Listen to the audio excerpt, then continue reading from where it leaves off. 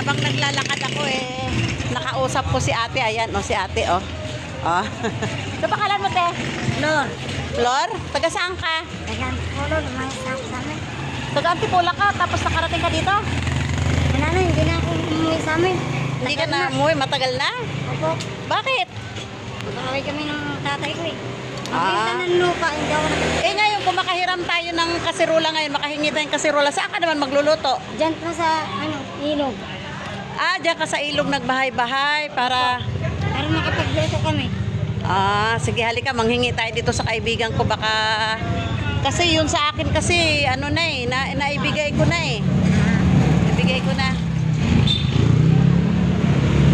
Ito. Si Ate Flor, naghahanap siya ng yung malulutuan, kahit maliit na kasirula. Diyan sa tabing ilog magluto-luto. Meron ka? Maliit na kasirula, ikaw? Yung pwede mapagsaingan ng kanin na hindi nyo ginagamit. Ha? Wala?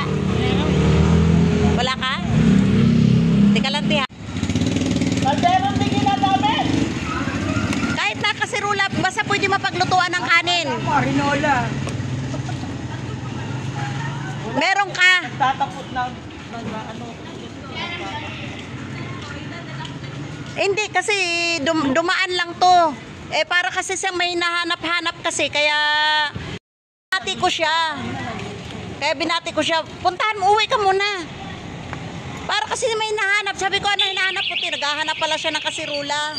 Para teka lang ate ha, papasok lang ako sa bahay ha. Maghahanap ako ha, ng pwede malutuan mo ha. Saan ang bahay mo, te? Ito.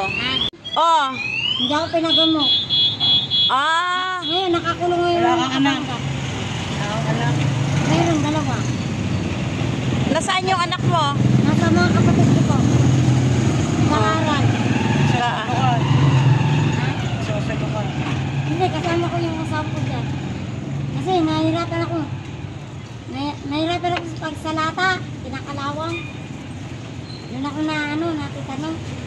Doon ako nagkakasakit na pagsalata. Bakit inaano mo yung lata? Andyan sa ilog. Nangangalakal din kayong dalawa. Ang minsan. Minsan, Ano trabaho ng asawa mo? Ba? Trabaho ng asawa mo? Dati construction. Kaya lang, nakuryente kasi yan.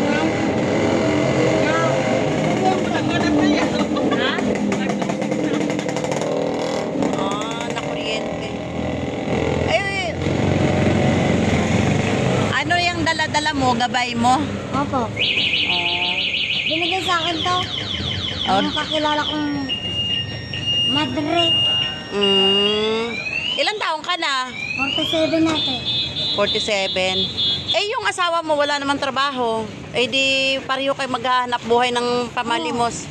Minsan, Okay. nagtataga man siya. Pag mayroon, wala. Minsan, nagbubukas pinto siya. Sa Manila. Nagbubukas ng pinto. Bibigyan ng bigas. Pag nagbukas siya ng pinto sa 7-Eleven, binibigyan siya. Kain ka. Okay. Lugaw. Ano ko lang pagkailo ko? Tatay. Kaya nga sabi ko nga ganong kain tayo dito, sabi niya. Ayan. Ano pang gusto mo dito? Okay, gusto mo? Wag na tayo. Hindi ka ako dyan. Hinihika ka. Ano lang, buto lang, lugaw lang. Ikaw lang. Palamig. Ano ko mahilo na? Tay. Nahihilo ka? Hindi kaya ka nahilo kasi wala kang kain. Hindi. Naano na ako, nagpatanggal na akong matalas na eh. Nagpa-opera na. Oo. Na. Okay, ayan, sige, kain ka, Flor. Flor ang pangalan niya, Flor. Flor, Awawa ba yung lalaki kagabi? bakit? Nadukutan siya ng cellphone. 8,000 sahod niya. Saan? Sa ilog? Sa tumana lang, sa may butika. Ngayon, hinahantay yung mag-asawa. Yung may tatlong anak, yun ang nagnakaw. Ngayon, ninanaro ng bata. Talaga. Ang nanay. Hindi siya na, kaya.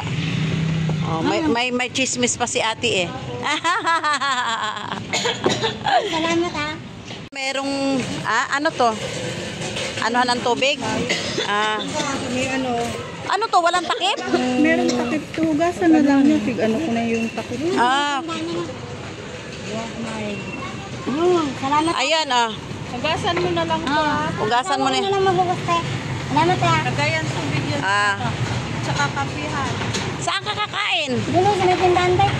Ah, kasi mainit. Ah, sige. Salamat tayo.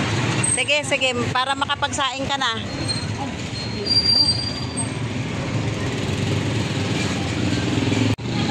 Ayan si ate komedyante rin eh. Ayan, para hindi siya daw mainitan. Ayan, dinala niya yung pagkain diyan.